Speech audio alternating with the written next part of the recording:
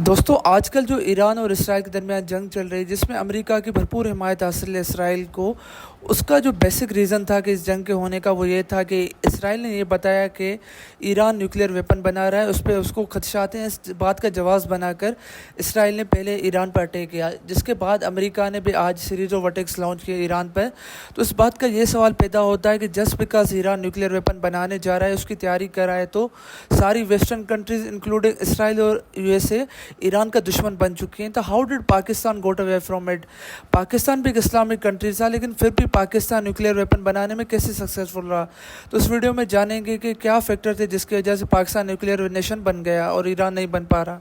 इस वीडियो हम उन फैक्टर्स पे बात करेंगे जिसकी वजह से पाकिस्तान एक न्यूक्लियर नेशन बन पाया और ईरान नहीं बन पा रहा। तो चलिए वीडियो को शुरू करते हैं। पाकिस्तान ने अपना न्यूक्लियर प्रोग्राम 1974 में स्टार्ट किया, जस्ट आफ्टर इंडिया ने जब न्यूक्लियर टेस्ट की थी। उस टाइम पाकिस्तान के लीडर थे जुल्फ़िकार अली भुट्टो। उन्होंने बयान दिया था कि हम घास खाएंगे लेकिन एटम बम बनाएंगे। पाकिस्तान का न्यूक्लियर प्रोग्राम स्टार्ट करना इसलिए भी इम्पोर्टेंट था क्योंकि इंडिया ने न्यूक्लियर टेस्टिंग कर ली थी। अगर पाकिस्तान न्यूक्लियर प्रोग्राम पे काम नहीं करता तो ये हमारे सर्वाइवल के लिए बहुत मुश्किल बन जाता। इससे कुछ साल कबल ही पाकिस्तान और इंडिया के दरमियान जंग लगी थी, जिसके नतीजे में बांग्लादेश पाकिस्तान से अलग हो चुका था। तो न्यूक्लियर वेपन बनाना पाकिस्तान के लिए अहम ज़रूरियात थी, क्योंकि अगर पाकिस्तान के पास न्यूक्लियर वेपन नहीं होता और इंडिया के पास होता तो इंडिया किसी भी टाइम पाकिस्तान पर अटैक करता और पाकिस्तान की सर्वाइवल के लिए बहुत ज़रूरी था। जो दूसरा सबसे बड़ा इंपॉर्टेंट फैक्टर है वो है timing of the nuclear programme. जब पाकिस्तान न्यूक्लियर प्रोग्राम पर काम करना शुरू किया था वो था कोल्ड वार का एरा। उस टाइम यूएस और सोवियत यूनियन के दरमियान जंग चल रही थी। उस टाइम यूएस को एक अलाई की ज़रूरत थी और वो अलाई का काम पाकिस्तान कर रहा था।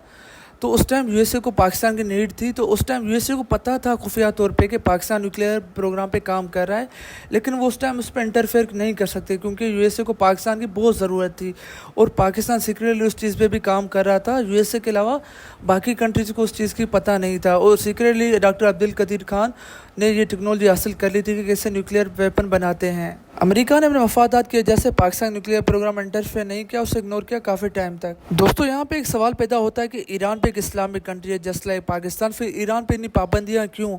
और जस्ट बिकॉज वो न्यूक्लियर वेपन बनाने जाए, इस बात का जवाब बना कि इसराइल और अमेरिका उन पर क्यों अटैक कर रहे हैं। तो इस बात का जवाब बिल्कुल सिंपल है कि पाकिस्तान का उस टाइम न्यूक्लियर राइवल मौजूद था इंडिया पाकिस्तान की बॉर्डरिंग कंट्री थी, उसके पास न्यूक्लियर वेपन था। तो ये पाकिस्तान के लिए बहुत ज़रूरी था कि वो भी न्यूक्लियर वेपन बनाते, क्योंकि अगर पाकिस्तान के पास न्यूक्लियर वेपन नहीं होता और इंडिया किसी भी टाइम पाकिस्तान पर अटैक कर सकता था, जो कि पाकिस्तान की डिफेंस के लिए बड़ा खतरा था। अगर बात की जाए ईरान की, तो ईरान की जियोपॉलिटिक्स पे बड़ा रीज़न है कि उस पर अटैक किए जाते हैं, क्योंकि 1979 से पहले ईरान एक वेस्ट का अलाय था और उस पर इस्लामिक रिवोल्यूशन नहीं आई थी। After Islamic revolution Iran completely change, वो एक इस्लामिक कंट्री प्रॉपरली बन गया। तो उसके बाद अमेरिका और वेस्टर्न कंट्रीज कम्प्लीटली ईरान के एनिमी बन चुके हैं आफ्टर इस्लामिक रिवोल्यूशन। ईरान के न्यूक्लियर प्रोग्राम में जो सबसे बड़ी रुकावट है वो है इसराइल और गल्फ़ कंट्रीज़, क्योंकि इसराइल को इस बात का डर है कि अगर ईरान के पास न्यूक्लियर वेपन आ गया तो ईरान किसी भी टाइम उस पर अटैक कर सकता है, क्योंकि ईरान एक सेल्फ इंडिपेंडेंट कंट्री है, वो किसी के झांसे में नहीं आता, रूस हो अमेरिका हो। तो इसी बात का इसराइल को बड़ा डर है। बात की जाए गल्फ़ कंट्रीज़ अरब कंट्रीज़, तो उनको इस बात पर थ्रेट है कि अगर ईरान के पास न्यूक्लियर वेपन आ गया तो ये उनकी स्टेबिलिटी के लिए बड़ा मसला हो जाए, क्योंकि ईरान एक शिया मुस्लिम कंट्री है और जो बाकी मिडिल ईस्ट कंट्रीज़ है वो सुन्नी मुस्लिम। तो वो ये समझते हैं कि ईरान के पास न्यूक्लियर वेपन आ गया तो उनकी सलामती के लिए बड़ा खतरा हो जाएगा और ईरान की जो एक्सट्रीम पावर ग्रो हो जाएगी न्यूक्लियर वेपन की वजह से, वो उनके लिए एक थ्रेट बन सकता है। और वो ये कहते हैं कि ईरान के पास पेट्रोल भी है, गैस भी है, और अगर ईरान के पास न्यूक्लियर वेपन भी आ गया तो वो मिडिल ईस्ट की सुपर पावर बन जाएगा और वो डायरेक्ट रीजन को कंट्रोल करेगा। इसलिए इसराइल और गल्फ़ कंट्रीज़ को इस बात की प्रॉब्लम है कि अगर ईरान के पास न्यूक्लियर वेपन आ गया तो वो किसी के कंट्रोल में नहीं आएगा। और Pakistan was never direct threat to Israel और अदर गल्फ़ कंट्रीज़। लेकिन फिर भी ये सवाल ज़रूर पैदा होता है कि why USA other western country didn't stop Pakistan from making nuclear weapon. अगर बात की जाए यूएसए की, तो उनको पाकिस्तान की सख्त ज़रूरत थी 70s और 80s में इन सोवियत यूनियन वॉर। तो इसलिए यूएसए ने इग्नोर किया पाकिस्तान के न्यूक्लियर वेपन को, उसमें इंटरफेयर नहीं किया।